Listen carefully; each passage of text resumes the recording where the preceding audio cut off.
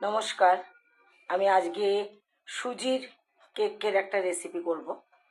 তো আমি এই বাটিটার 1 বাটি সুজি নিয়েছিলাম, মিক্সিং জারে দিয়ে দিয়েছি।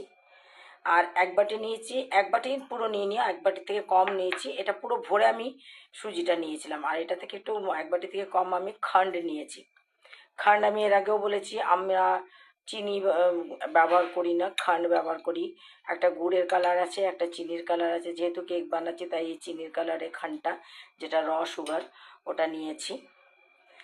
আর নিয়েছি এখানে 1/2 বাটি থেকে একটু কম দই, 1 বাটি দুধ, আর 1/2 বাটি তেল নিয়েছি। এখানে আপনারা বাটার ইউজ করতে পারেন বা ঘি ইউজ করতে পারেন। তো আমি এখন এই সব ইনগ্রেডিয়েন্ট এটার মধ্যে মেশাবো। আগে চিনিটা আর সুজিটা দিয়ে একবার মিক্সিটা চালিয়ে নেব। আমি সুজিটা আর যেটা খান্ড নিয়েছিলাম আর কি, খান্ডটা আমি একটুখানি পিষে নিয়েছি। তাহলে কী হয়েছে, পাউডারটা ভালো হয়েছে।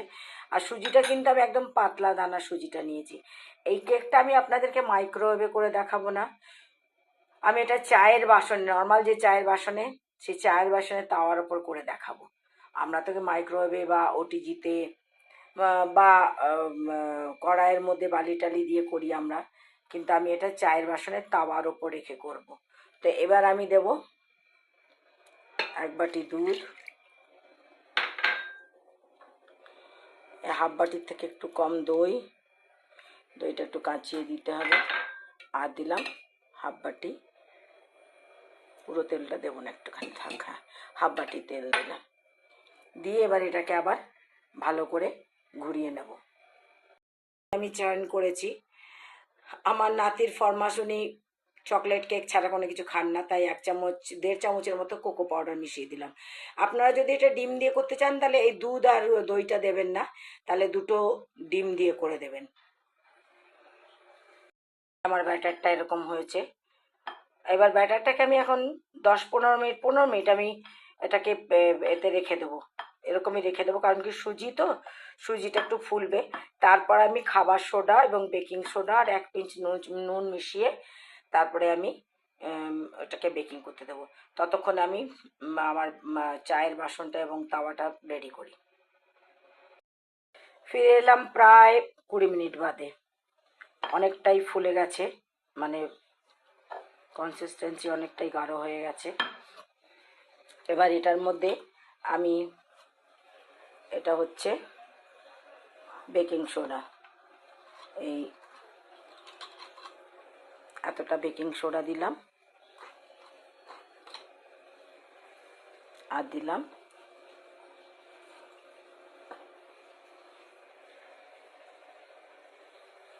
এমনি সোডা, যেটা বেকিং পাউডার আর বেকিং সোডা দুটো দিলাম। আর দেব অল্প একটুখানি নুন, দেব আমি একটুখানি, কারণ আমি সবসময় বলেছি সব কিছুতে একটু করে নুন দেবেন মিষ্টি জিনিসে। আমি এই যে আমার এই যে চায়ের বাসন, চায়ের বাসনে আমি একটা বাটার পেপার দিয়ে রেখেছি, তেল আগে তেল মাখিয়ে নিয়েছিলাম। আর এই যে তাওয়াটা আমি গরম করছি, তাওয়াটা গরম হয়ে গেলে সিমে দিয়ে আমি বাটিটার মধ্যে মোলটা ঢেলে বাটিটা বসিয়ে দেবো। বসিয়ে দিয়ে তারপরে আমি চাপ ঢাকা দেবো। তাওয়াটা একটু একটু গরম হয়ে গেছে, এতক্ষণ আঁচটা এরকম আছে আমার। এটা যেটা রুটির তাওয়া, আমাদের নর্মাল রুটির তাওয়া, তাওয়াটা গরম হয়ে গেছে। এই আছে, আমি এটাকে বসাবো। এবার বসিয়ে দিলাম, বসিয়ে একটা ঢাকা দিয়ে দিলাম। এবার যাতে ভালো করে ঢাকা থাকে তার জন্য একটা ওপরে কিছু জিনিস দেব। আমি আমার এই নোড়াটা দিয়েছি, আপনারা একটা ভারী কিছু জিনিস দিয়ে চাপ ঢাকা দিয়ে দেবেন, যাতে কোনো রকম কোনো গ্যাস, মানে এটার গরম হাওয়া যেন না বেরিয়ে যেতে পারে। এবার এটাকে আমি 35 থেকে 40 মিনিট এরকমভাবে আমি রেখে দেবো। ফিরে এলাম প্রায় 42-43 মিনিট পর। এই দেখুন ঢোকাচ্ছি, হয়ে গেছে কেকটা। এটা যেটা তেলটা আসছে, কেকটা হয়ে গেছে, যে তেলটা উঠে আসছে, কেকটা হয়ে গেছে। এবার আমি এটাকে বন্ধ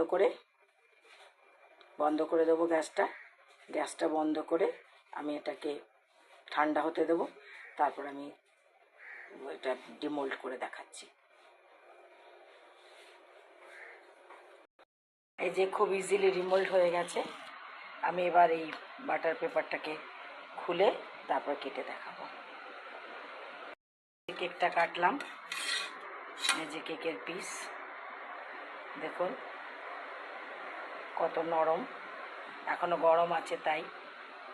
তো আপনাদের ভালো লাগলে এরকম করে সুজির কেক বানিয়ে খাবেন, লাইক শেয়ার করবেন, সাবস্ক্রাইব করবেন, আর অবশ্যই অবশ্যই কমেন্টস করবেন।